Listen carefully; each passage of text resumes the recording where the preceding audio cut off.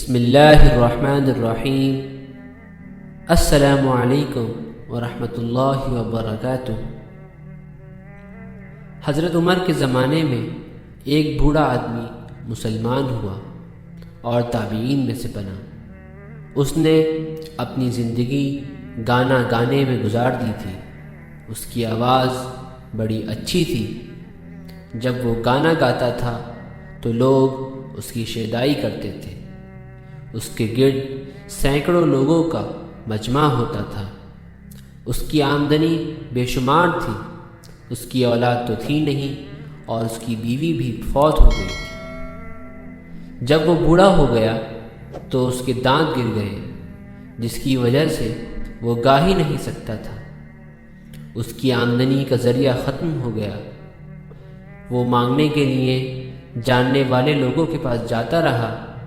کچھ عرصے تو لوگ اسے دیتے رہے، لیکن کچھ عرصے کے بعد انہوں نے بھی ان کو منع کر دیا۔ جب سب دوستوں نے نہ کر دی تو کئی دن تک کھانے کو نہ ملتا۔ ان کو اپنی جوانی یاد آتی کہ میں اتنا حسین تھا، میری آواز کوئل کی مانند تھی۔ جب میں گاتا تھا تو ہزاروں لوگ میری آواز پر مرتے تھے اور میری جھلک دیکھنے کو ترستے تھے، لیکن آج میں دھکے کھاتا پھرتا ہوں اور کوئی بندہ مجھے ایک وقت کا کھانا دینے کو بھی تیار نہیں ہے۔ اس بڑھاپے، کمزوری اور بھوک کی حالت میں اس کا دل بڑا ہی کھٹا ہوا۔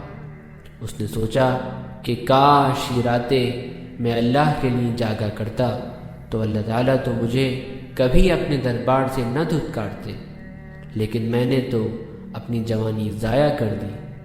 نہ حسن و جمال رہا، نہ مال رہا اور نہ ہی کچھ اور میرے پلے رہا۔ اب میں اپنے رب کو کیسے مناؤں؟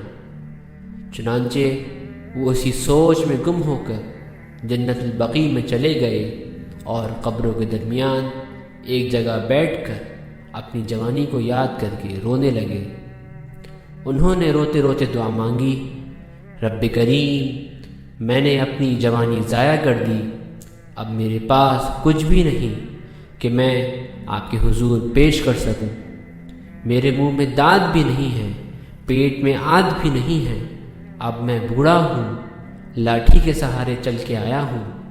نہ آنکھوں میں بینائی ہے، نہ کانوں میں سنوائی ہے۔ اے مالک، اب میں شرمندہ ہوں، مگر یہاں آ کر بیٹھا ہوں تاکہ میں اپنی قبر کے قریب ہو جاؤں۔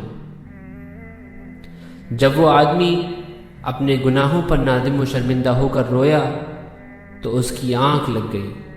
تھوڑی دیر بعد وہ اٹھا تو دیکھا کہ سامنے سے ایک آدمی چلا آ رہا ہے۔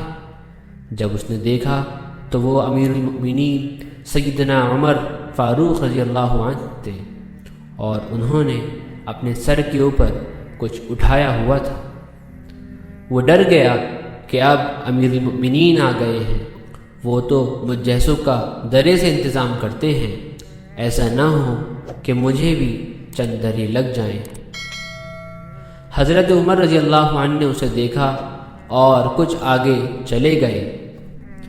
کچھ دیر کے بعد دوبارہ اس کی طرف لوٹ کر آئے۔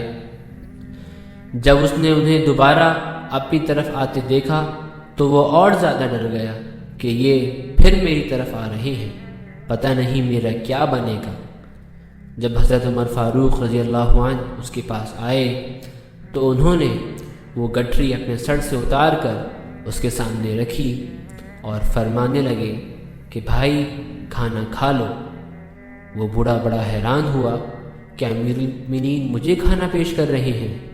اس نے پوچھا، اے امیر المؤمنین، آپ میرے لیے کھانا کیسے لائے؟ حضرت عمر نے فرمایا، دوپہر کا وقت تھا، میں قیلولہ کر رہا تھا کہ میں نے خواب دیکھا۔ مجھے خواب میں اللہ رب العزت کی طرف سے پیغام دیا گیا کہ میرا ایک دوست قبرستان میں پریشان بیٹھا ہے، وہ بھوکا ہے۔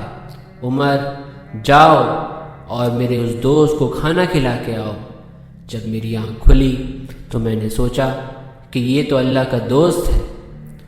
میں نے اپنی اہلیہ سے کہا کہ جو کھانا تیار ہو وہ مجھے دے دو۔ اہلیہ نے کھانا باندھ دیا۔ میں نے کہا کہ میں اللہ کے دوست کی طرف جا رہا ہوں، لہٰذا کھانا ہاتھوں میں تو نہیں بلکہ اپنے سر پر اٹھا کے لے کے جاتا ہوں تاکہ اللہ کے دوست کا اکرام ہو سکے، اس لیے عمر کھانا سر پر اٹھا کر لایا ہے۔ اے اللہ کے دوست، کھانا کھا لو۔ جب اس نے یہ سنا تو کہنے لگا، اچھا، میں نے ابھی تھوڑی دیر پہلے ہی اپنے رب کے سامنے توبہ کی تھی۔ میرا پروردگار کتنا کریم ہے کہ اس نے میرے تمام گناہوں کے باوجود میری ندامت کو قبول کر لیا اور وقت کے امیر المؤمنین کو خواب میں حکم دیا کہ جاؤ میرے دوست کو کھانا کھلا کے آؤ۔ اے اللہ، تو کتنا کریم ہے۔ اس بات کو سن کر وہ بوڑھا اتنا رویا کہ وہ وہیں روتے روتے حضرت عمر فاروق رضی اللہ عنہ کے سامنے اپنی جان اللہ کے حوالے کر دی۔ اللہ اکبر، انا للہ و انا الیہ راجعون۔ اللہ رب العزت بڑے قدردان ہیں۔ جس طرح اللہ رب العزت بڑے قدردان ہیں، اسی طرح اللہ تعالیٰ سے دعا ہے کہ ہمیں بھی یہ صفت عطا فرما دے۔ آمین۔ السلام علیکم ورحمۃ اللہ وبرکاتہ۔